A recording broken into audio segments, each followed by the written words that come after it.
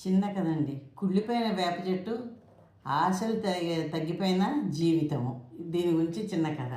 ఒక రైతు ఉంటాడండి. ఆ రైతుకు తన పొలం ఉంటుంది. ఆ పొలంలో పెద్ద వేప చెట్టు ఉంటుంది. కానీ వేప చెట్టు పైనుంచి అంతా ఎండిపోతుంది, ఆకులు రాలిపోతున్నాయి.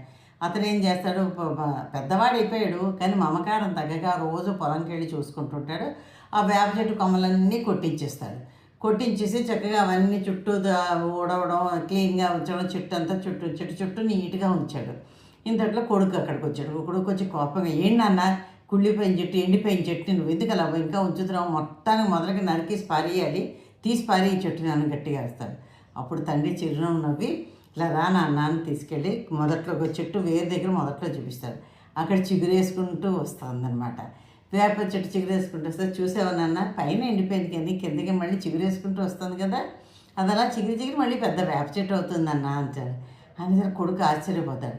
అది అలా చూస్తుండగానే కొన్నాడు పెద్ద వేప చెట్టు అయిపోతుంది. మళ్ళీ మామూలుగా చక్కగా పచ్చని చెట్టు పెద్దది అయిపోతుంది, చక్కగా ఉంటుంది.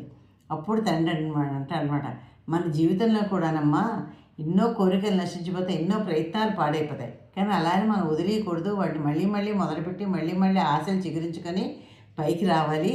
ఇచ్చే వేప చెట్లాగే మనం కూడా ఎదగాలి నాన్న అని చెప్తారు. చూసారా కథ ఎంత బాగుందో అని? అవునా కదా?